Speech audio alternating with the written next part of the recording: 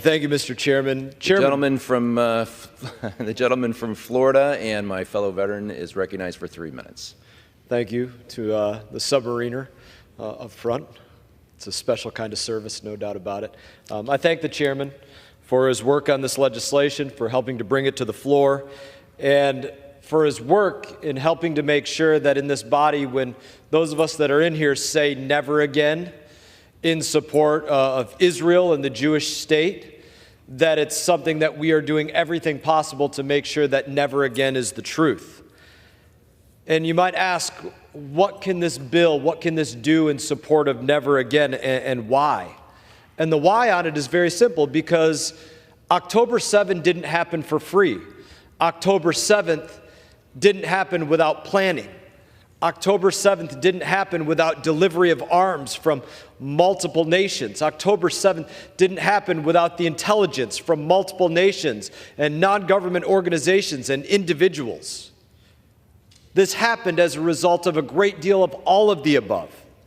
This bill is specifically about sanctions, about making sure that we can get to the individuals or the states or the government agencies or the non-government agencies or the companies that enabled October 7th to happen.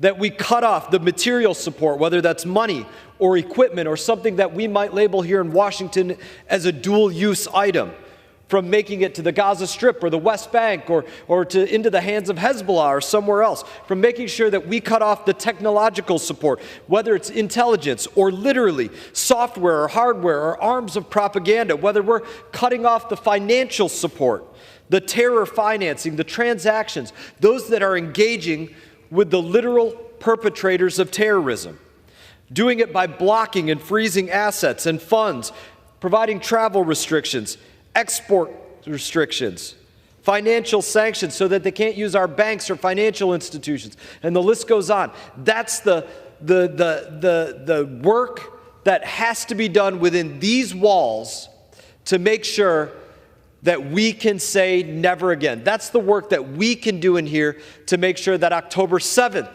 doesn't happen again. And it's the work that we have to do in passing this bill to make sure that we do everything possible to prevent the kind of terrorism, the barbaric acts that the chairman spoke so eloquently about and so vividly about. So it's in that I ask my colleagues to rise in support of this bill, join us, vote unanimously in support of this bill, and I yield you, Chairman, the remainder of my time. As a whole, I would encourage the other side to not so lightly throw around the idea of innocent Palestinian civilians, as is frequently said. I don't think we would so lightly throw around the term innocent Nazi civilians during World War II. The toll has now reached over 9,000, with over 23,000 wounded and 1.1 million displaced. And it seems that every 3 days, the number of deaths rise over 1,000 people. And tensions are escalating along the Lebanese border with Hezbollah militants, as well as the Israeli government now appointing settlers into governments, not just in Israel, but also now in the West Bank. And also, what does this mean for the long run in terms of dehumanization? I'm going to speak about that, as well as U.S. funding for Palestinians and Israel and the comparison throughout history and how it's quite disproportionate. The situation is escalating on U.S.-Lebanese border with Israeli town military position hit. Several explosions were heard in Nakura, for example. Now it's evening, so you could see anything but the Israeli positions behind me. There were huge explosions. Also, it was claimed by Hezbollah that they have used for today the first time explosive-laden drones and hit an Israeli command center toward the east. There were around 25 to 30 rockets launched from Lebanon towards the Israeli positions, and as we just heard now, towards Kiryat Shimoa, where there was an impact. Rocket hit a residential area there. So the situation is unfolding on an hourly basis. This is the first time that Hezbollah is using explosive-laden drones. Also, The rockets we heard here in Nakora being launched on the naval base were a bit heavy. They were not intercepted by the Iron Dome. They were not guided missiles. They were surface-to-surface missiles. So the whole situation here is giving us an indication that things are escalating, and this time they're escalating in a kind of a dreadful way. And this is something I pointed out in previous videos, that this is the ultimate goal. The ultimate goal for Israel, and maybe the United States, I don't know, but it seems to fit with Israeli foreign policy, that if Hezbollah becomes involved, the U.S. will become involved, because by default, when we talk about Hezbollah, we're talking about Lebanon, we're talking about Syria and Iran, with Iran being the end game, right? So U.S. is not going to get involved with Hamas in Gaza. I mean, this is a domestic problem. So they're not going to get involved, because that would cause moral outrage. With Hezbollah and foreign countries being involved, it's no longer about moral outrage, because more people are going to tend to say, well, they shouldn't have attacked Israel, and Israel's a small country, blah, blah, blah. But incidentally, this is what Israel wants, because they can get rid of all the preconceived enemies. Look, it's not me being biased here. I'm reporting as is. I'm using Israel's foreign policy, U.S. foreign policy. This is why I read those things in previous videos, so you can have an understanding. What the media and what conservative media and conservatives online and pro-Hamas channels on, what they're going to tell you is a one-way street. It's a one-way. No, it's not. It's a two-way open freeway. And there's a lot of history behind here. You have to understand there's a history. Hamas didn't just wake up one day on October 7th and want to attack Israel. There's a reason why they did it. There's a reason why there's a Gaza Strip and a West Bank. There's a reason why the United States is partners with Israel for the last, since 1932, or I'm sorry, 48. There's a reason why the United States funds Israel more than any other country on the face of the earth. There's a reason for this.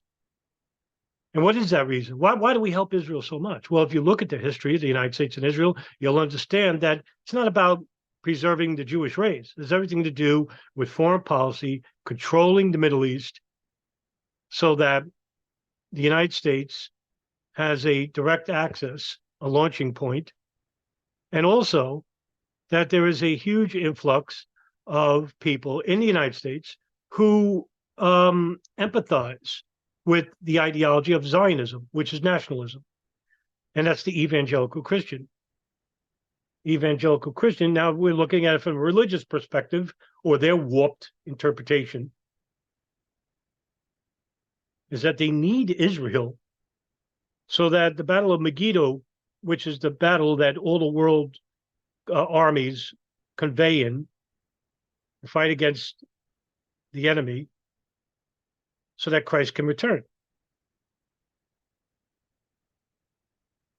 And then you have the plagues, the seas turning to blood red, and the 144,000 chosen or ascended into heaven, and then Christ comes back and takes all the saved people with him, and all the others who aren't saved, because they get a second chance.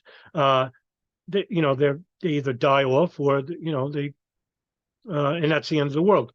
The Jews, basically, in their religion, in Torah, it basically says that they need all the Jews to return back to Israel. And that's why they're kicking Palestinians out of Gaza West Bank. I'm not saying that's true, by the way, but it's funny, because it's what they're doing right now. They're kicking out Palestinians. Now, anyway, what their belief says is that they need all the Jews back to Israel. Third temple's rebuilt. Mashiach returns. All the Jews are in heaven. And they have 500 Gentile slaves, each Jew. So there's this warped, very fanatical way of believing things that need to come true. And in order for that to happen, they need, the secular governments to basically coexist with. And of course, the religious Jewish Haredis, they don't get along with the Zionist soldiers. But they all agree on one thing, that Israel needs to be a Jewish state. Whereas Zionists don't care for the Palestinians living alongside them, and already don't care. They live with the, religious Jews. One thing about religious Jews, they lived with the Palestinians for centuries. Just until 1948, where we saw the expulsion of the Palestinians through the Nakba, and it hasn't stopped. This is the reason why you have October 7th. That's what Brian Mast ain't going to tell you. Either he's ignorant or he's just willfully ignoring that history.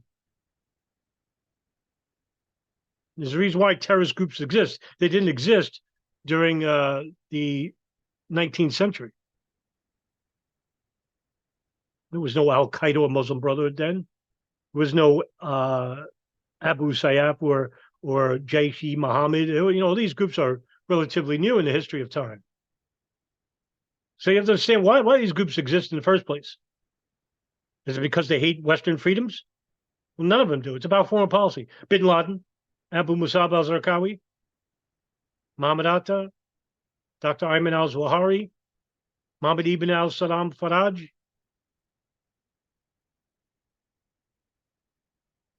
Listen, they make declarations. Hardly anything to do with religion. Everything to do with West's foreign policy. That's what the State Department didn't want to report in the congressional inquiries. It's what the State Department stood away from and told the FBI not to investigate regarding the 9/11 attacks. Why they hate us.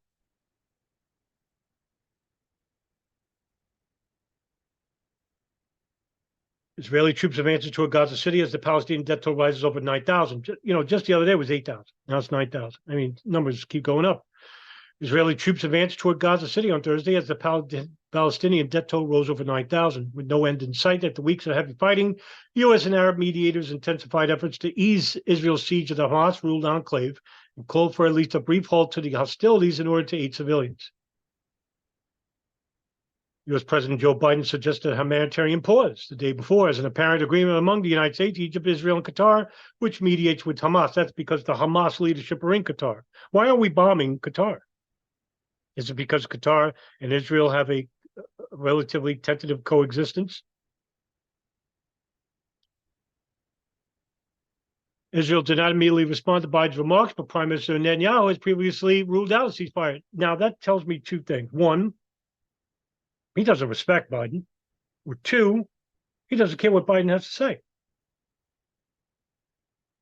Because Israel and Congress are joined to him. And he knows it. Rendering the United States useless.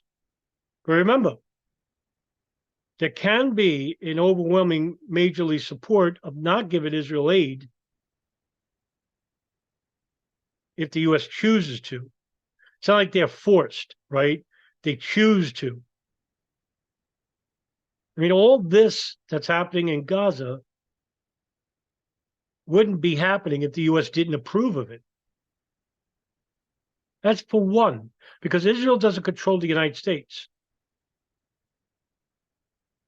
In some ways it does, and this is a very complex situation, but not totally.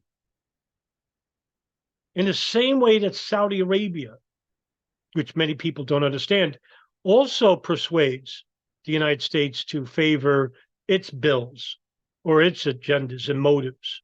Yemen, for example, in which the United States sells more weapons to Saudi Arabia than any other country on the face of the earth. So with Israel, it's basically, and this is going into the darker conspiratorial mindset, but it's not fanatical, is that Israel uses espionage and blackmail. What do you think the whole Jeffrey Epstein scandal was about? It wasn't about him just trafficking young women. It was setting up world leaders in a sting where they're being recorded. It's the reason why we're not allowed to know who's in the black book and why we're not arresting these people. There's a reason for this, why Epstein is dead and Maxwell took the 30-year plea deal, 20 years. She got, and it's not saying anything. She don't want to end up like Epstein in a controlled environment where, you could be hung with a broken neck. Do your 20 years, you'll get out, and that's it. Live somewhere as an 80-year-old woman or whatever, late 70s, whatever, how old she is. That's if you live, right? It's better than you getting, right? So blackmail is basically prevalent with Israeli intelligence. Hey, you don't want these photos getting leaked out, do you? Do as we say. So in other words, it's a fine line. How Israel controls or manipulates or persuades American foreign policy. It happens. They're not the only ones who do it. The Saudi Arabia, the Gulf, through the intelligence, the General Intelligence Directorate, the Mahabet in Arabic.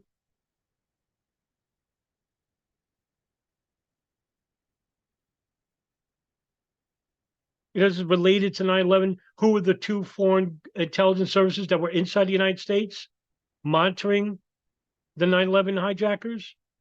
Israel and Saudi Arabia. That's who. Wasn't anybody else. Wasn't Russia. Wasn't Great Britain.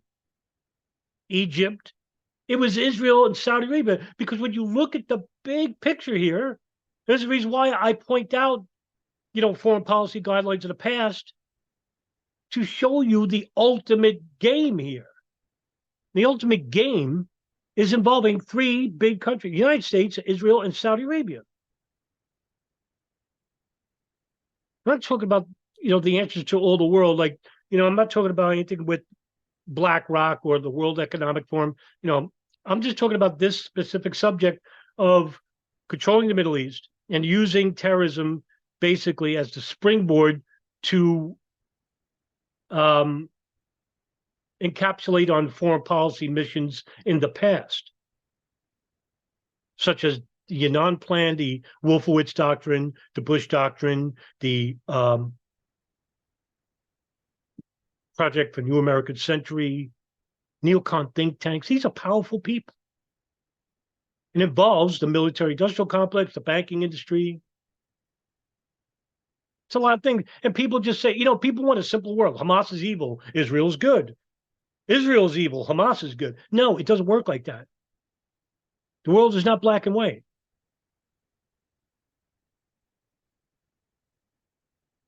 I wish it was as simple as you make it out to be. I really do. Then we know what we could do.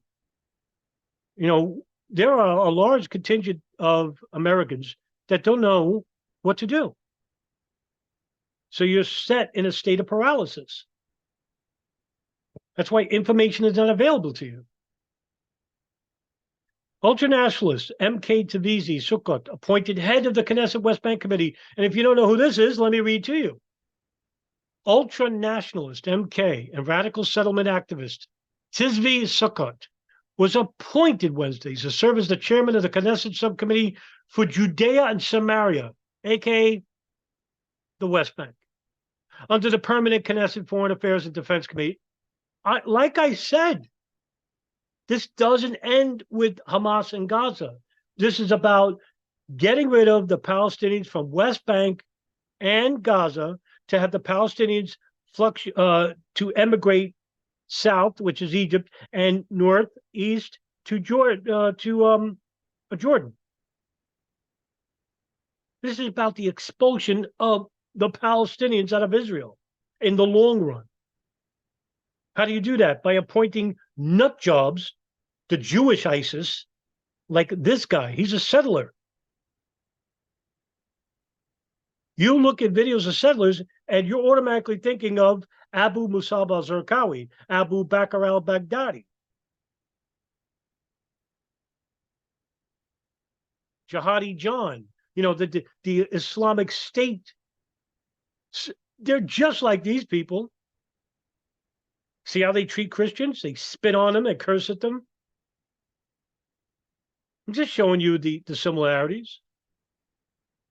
The appointment was condemned by numerous opposition MKs as well as anti-settlement groups.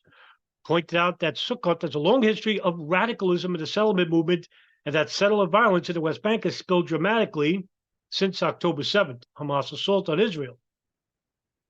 Knesset committee and subcommittees are tasked with reviewing and overseeing the government's activities in the fields under their jurisdiction. The subcommittee for Judea and Samaria generally deals with security issues in the territory, as well as how the army functions in relation to Palestinian security threats and the IDF's treatment of settlers. I am taking upon myself the position of chairman of the subcommittee for Judea and Samaria to take care of the personal safety of the residents of Judea and Samaria and to develop the settlements as much as possible, said Succot following the appointment. He's not even hiding it. Settlements are against international law. This guy's saying, screw international law. We are looking out for our own.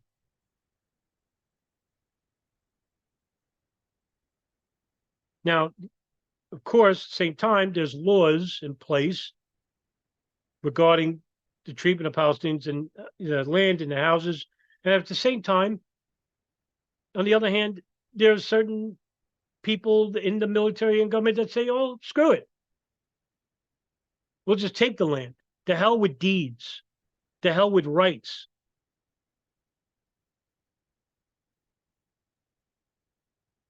And they'll just, raise a block or two, raise houses that have been there, since the 13th, 14th century. Generations upon generations wiped out. An entire history destroyed. The old Israel is almost all gone. And people don't realize that. Nobody talks about that. The old Israel is being replaced by a new Israel, where you have these fanatics as well as the Zionists coexisting because they have shared one goal all these decades since 1948, which is basically that Israel has to remain a Jewish state. But how do we coexist with Palestinians? Well, with religious Jews, they basically could, but then there's a fanatic sect that grew out of that during the 1970s. Thank you, Rabbi Meir Kahane and the Jewish Defense League, which Israel found to be a terrorist organization at first. Then you had the Cave of the Patriarchs massacre under Baruch Goldstein, and various settler violence. Even before October 7th, you had settler violence that same week, where they shot a 19-year-old on a rooftop. They burned down the house like 3 years prior, something like that, where a baby was killed, and they were celebrating that in a wedding. There was a video of a wedding of a settler who was celebrating the death of that family, of that child, or whatever. These are sick people. They're immorally unsound, demented, but they're not the majority of Israel. They're a small sect. That's the reason why they're creating these settler neighborhoods, so they can expand, which should be a problem.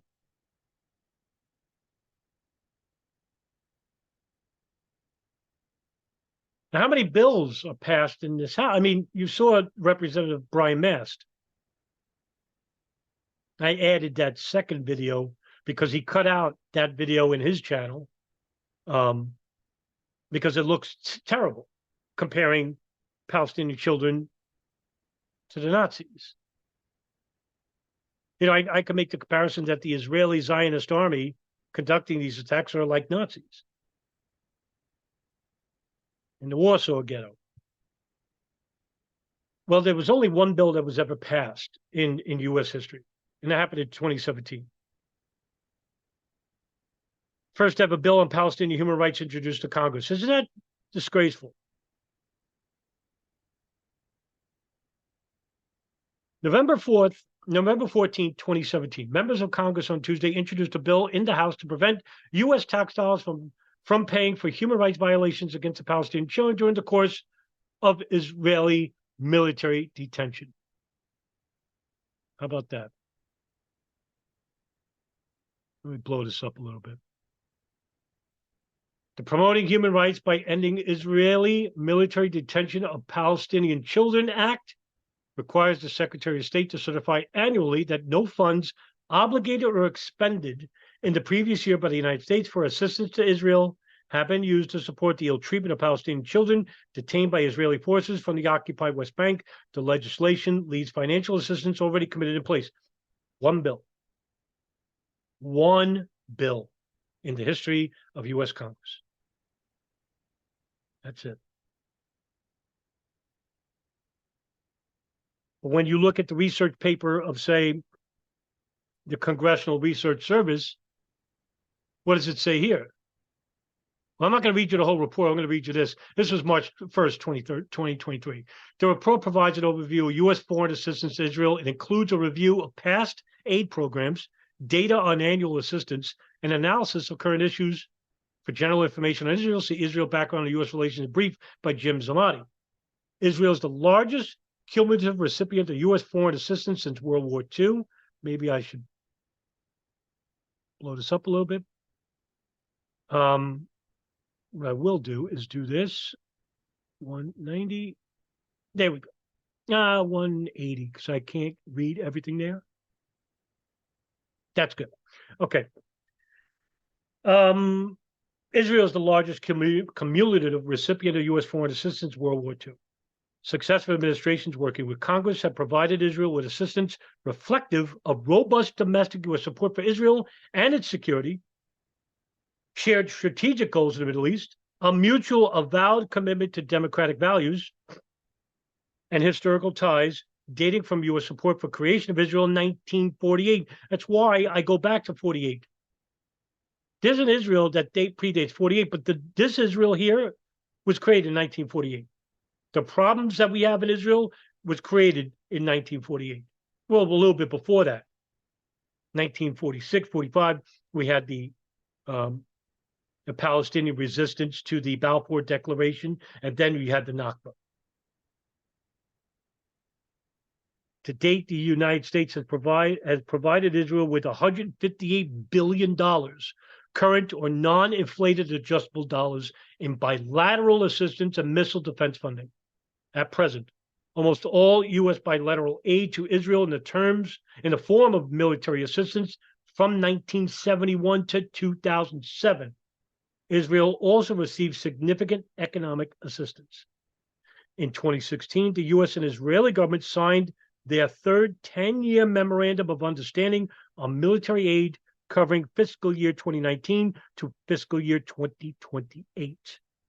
Under the terms of the memorandum of understanding, the United States pledged to provide, subject to congressional appropriation, $38 billion in military and $33 billion in foreign military financing grants, plus $5 billion in missile defense appropriation to Israel.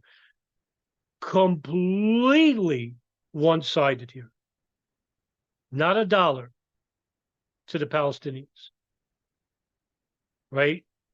We don't fund Hamas. We don't fund the Palestinian Islamic Jihad. We don't fund the Palestinian Authority. We don't fund the PLO.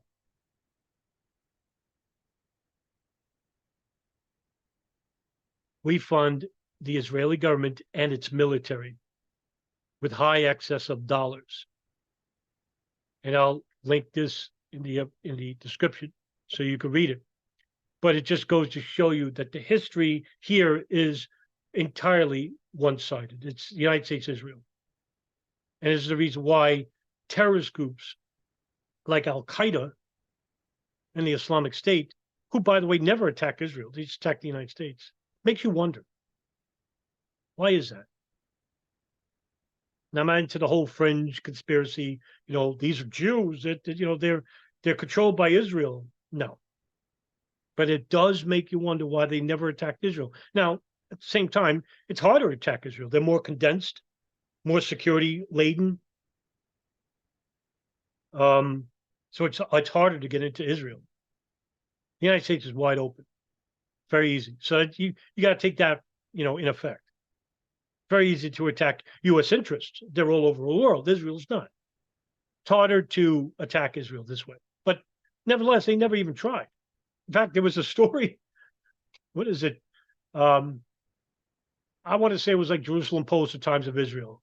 And this is a couple of years ago. I'm not making this up. You could look this up. There was an Islamic State commander that actually apologized for Israel for attacking it. I think there was a missile or something like that that hit the Golan Heights or something, or Hebron, one of the cities, and the Islamic State commander apologized. Why? It also makes you wonder, with the Al-Qaeda affiliates in Syria, and I said this before, that in, I want to say 2012, 2013, right after the Arab Spring of 2011, that the Israeli hospitals in the Golan Heights were giving medical aid to al-Nusra, which is an Al-Qaeda affiliate in Syria, a terrorist organization. Why? Because when you look at terrorist groups, they're an asset to the United States government and to the Israeli government. How so? Well, I explained in previous videos. Without Hamas being in Gaza, then Israel would have a hell of an amount of explaining to do about why they're doing what they're doing now. So Hamas, in that way, serves as an asset. In the same way that Al-Qaeda served as an asset to the U.S. government. They used 9/11 as a pretext to fight who? Saudi Arabia, which is the essence of Al-Qaeda? No. Pakistan, which is basically a terrorist country in its own right through the ISI. They create terrorist groups like Jaish-e-Mohammed to fight against the Indians and for the control of Kashmir and Lahore. No. They went to war against Iraq. Libya, Syria. These are the countries that fight Al-Qaeda. Iran was fighting Al-Qaeda. That's why we're attacking Iran in Syria. That's why we killed Qasem Soleimani of the Al-Quds brigades, because he was effective in killing Al-Qaeda affiliates in Syria. Because terrorist groups serve as an asset to the United States. Now, they're not friends, so to speak, but you look at programs like Timber Sycamore, which was a CIA, Saudi, and Israeli approved program headed by then director David Petraeus, where he went to the Obama administration and said, we should actually use the Arab Spring to our advantage. We should actually fund these Salafi terrorist groups to overthrow Assad. And they did. It was approved. Turkey was involved. Saudi Arabia was involved. Israel was involved. The CIA. It's a huge program. It was ended in 2017 by then Donald Trump, of all people, the crook that he is. But he, some of these people have, some good sides. I mean, Hitler was a dog lover, but he was a mass murderer. Does that make him a good person? No. I mean, look, this is the reason why these terrorist groups exist. They're easy to destroy. You could destroy these groups.